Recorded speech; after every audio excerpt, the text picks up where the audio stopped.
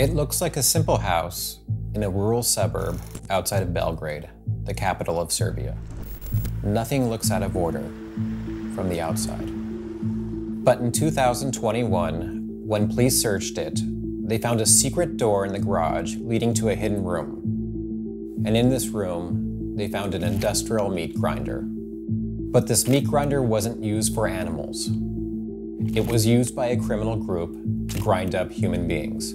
They tortured their victims, often decapitated them, extracted the organs, cut them into small pieces, and then put the flesh through the grinder. They bagged the remains and carried them to the nearby Danube River, where they dumped them in the water. How do we know this? Because the criminal group took pictures of the process, and then they sent these pictures to their friends to brag. And sometimes they also sent the pictures to their enemies to taunt and warn them. They documented this process all on highly specialized encrypted phones that they thought were secure. They never thought the phone's encryption could be cracked, but it was. And no one thought this whole brutal mess would connect to Serbian law enforcement and officials. But again, it did. I'm Matt Sarnecki, a journalist and filmmaker at the Organized Crime and Corruption Reporting Project. I'm going to walk you through this whole bizarre story and introduce you to the journalists who connected this group's rise to top Serbian officials.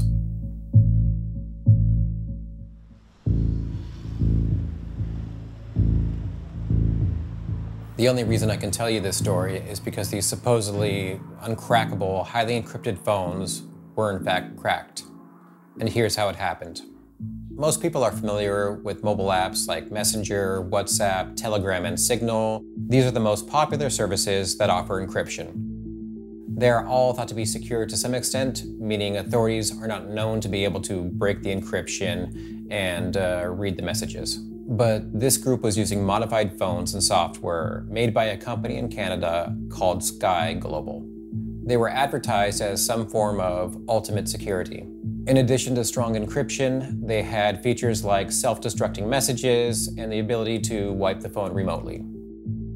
Now in 2019, European authorities started a cross-border investigation because they suspected that these phones were being almost exclusively used by criminals.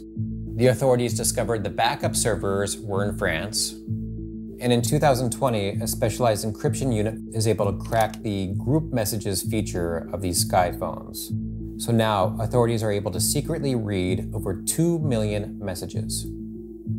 And this is about the same time that the gruesome murders in the Serbian home start taking place. We can deduce that European authorities decrypted these extremely gruesome photos, grew extremely concerned, and decided to share these photos with Serbian authorities. And once Serbian authorities get this information, they're able to determine that one of the suspects is actually quite famous. His name is Veliko Belivuk, and this is his story. Veliko Belivuk, who we'll just call Belivuk, is the leader of a Serbian group called the Principi. In the region, criminal groups get very complicated, so for the purposes of this story, you just need to remember two of them: the Kavac clan and the Shkaljari clan, and they are at war with each other. Now, Belivuk's group, which roughly translates into the Principled, is allied with the Kavac. His clan is mostly street-level muscle and enforcers, made up of football hooligans supporting Serbia's partisan football team. When I say football hooligans, you might not take it too seriously, but in the Balkans, it's very serious business, with a lot of history and nationalism. And the stadium has always been a firm recruiting ground for organized crime groups. So Belivuk's group is at war. The two groups are assassinating each other with car bombs, snipers, you name it.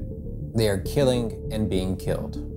But these sorts of murders left bodies. So Belivuk's group developed a motto: no body, no crime, and a unique place to realize it for their enemies. They called it the Slaughterhouse.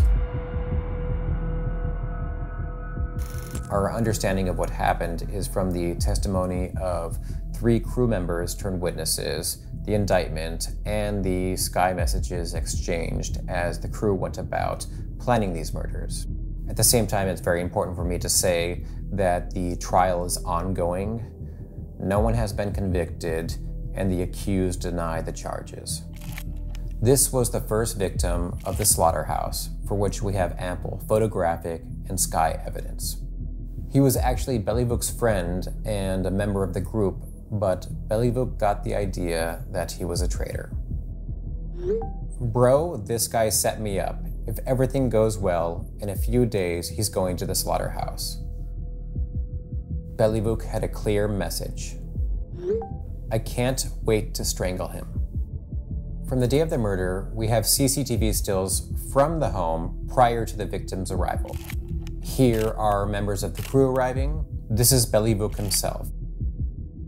Then the CCTV was turned off. We can only speculate that they didn't want evidence of the victim arriving at the home. But they created their own photographic evidence.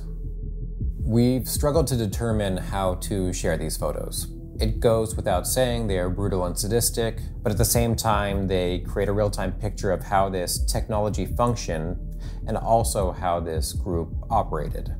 So we are showing illustrations that are based on the actual photographs. This is the victim. They carved treason into his back. From the witness testimony, we know that he was brutally tortured. He was decapitated with an axe and then cut into pieces. He was fed into the meat grinder. They put his flesh into bags and then dumped it in the Danube River. The next victim they killed because he was in the rival criminal clan. He was lured by an acquaintance who had secretly turned on him under the pretense to buy a gun. The friend drove him to a meadow near the slaughterhouse, but Belivuk's gang was waiting. They jumped him and tied him up, and then took him in a van to the slaughterhouse. And then they started sharing photos with their crew on the Sky app. This is Belivuk in the black t-shirt. The man smiling eventually became one of the cooperating witnesses. They cut off the victim's head with an axe. They wrote Korach Pussy on his back in his own blood. Korach was the name of the rival gang's boss. And then sent the murdered man's boss his picture. Let's send him a postcard. Belivuk gloats. Look, Mexico in the middle of Belgrade. Haha. The last one I'll mention was actually the best man to one of the members of Belivuk's group. It took work to lure and persuade these victims. They had to find them, surveil them, and do this all without being detected. He was also lured with the promise to sell him a gun. They brought him to the home above the slaughterhouse. They played with him, made fun of his mask as they took pictures, but at the same time, they were sending these pictures to their friends. They made him think he was there still to buy a gun, knowing full well that the whole thing was a ruse. Then they took him downstairs to the slaughterhouse. They joked. He tripped. Awesome. Then Belivuk took an axe and chopped off his head. And his friend got to work. I just chopped him up. Later, they described the victim. He was sick in the head. His organs weren't exactly in good shape either. And then, Serbian police arrested the gang.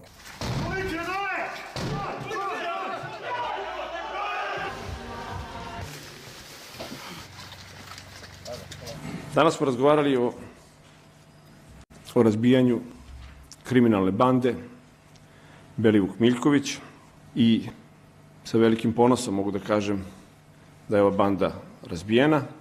Dakle, ono što je naša poruka,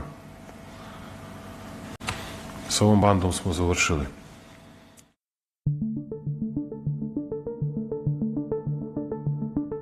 So that's it? The government got the bad guys and it's case closed? Not quite. This is where it actually gets interesting. For years, there have been allegations that the Serbian government is very closely linked to organized crime groups, including Belivuk's group. I visited with my Serbian colleague, Stevan Dojcinovic, in Belgrade. He is probably the most renowned investigative journalist in all of Serbia, known for his investigations into Serbian politicians and organized crime. This is what he told me when I asked him about Belivuk. This gang is actually was very much tied to Vučić and his government. And not just that, actually, this gang was in a way created by the state. Belivuk group was definitely under command of the police. It sounds bizarre, but this is really true. To understand what Stefan's talking about, we need to take a little step back to 2017, 3 years before the Slaughterhouse murders. So this is the very famous video. It's CCTV footage of murder that happened in the center of Belgrade. Police arrested actually Belivuk and his associates, and later he was charged for participating in this murder. And not just that, also police seized his phones. So police got Belivuk's phone and made a report on the WhatsApp messages that they found inside. This report was actually first published by the magazine Nin. I also want to make clear that this report on Belivuk's WhatsApp messages was never supposed to fall into the hands of journalists. Basically, it's analysis of Belivuk WhatsApp messages. When you analyze these messages, Belivuk messages from that time, you can see that he was under control of one really important policeman. This policeman was one of the top persons of Serbian gendarmerie. Gendarme is telling to Belivuk, imamo jake pozicije, brate. Imaš mene, u 10 ljudi sam u policiji, a tu sam na usluzi non stop. So the gendarme that need to deal with hooligans was actually the boss of Belivuk group and giving him direction what he should do, what should not do, what violence he should be involved and what not. And it's quite shocking to have such a leading person in police. Like the gendarme telling this, it's pretty devastating. But there's another incident with this police officer that is even more fascinating. It's actually a secret recording of him when he's holding a meeting with Belivuk's men. A source contacted Stefan and handed over an audio recording of this meeting. We managed to get this audio recording. It's one pretty unique thing where we can see that the gendarme was sitting with his members of his group and discussing a lot of things about underworld.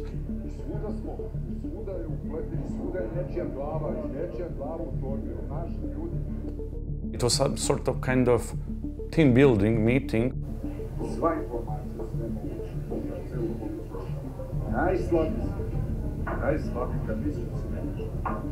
This audio is clearly showing that the gendarme have a role and that he was some sort of the boss to these hooligans. It's clearly because he's the one who actually leading this meeting and saying this. And so this was kind of definite evidence that we managed to provide in public. But yet, he's still in police. I want to go now, lastly, back to the messages between the gendarme and Belivuk. It wasn't just one rogue police official, it goes much deeper. So here, the gendarme writes to Belivuk, "Be patient, please. Here is Diana begging you."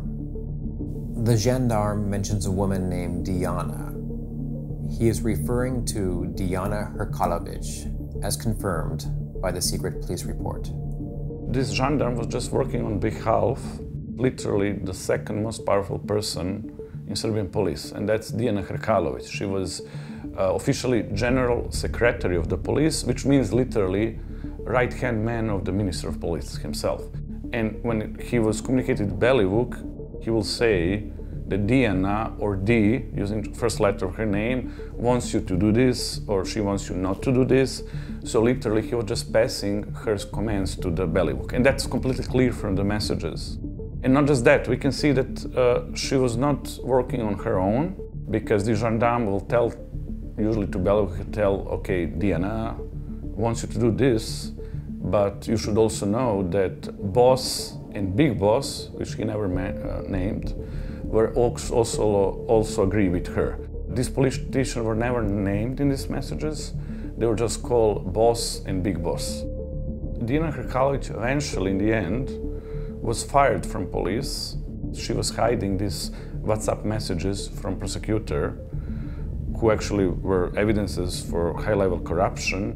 So Diana, the second most powerful police official in Serbia, failed to hand over the very WhatsApp messages that implicated herself with Belivuk.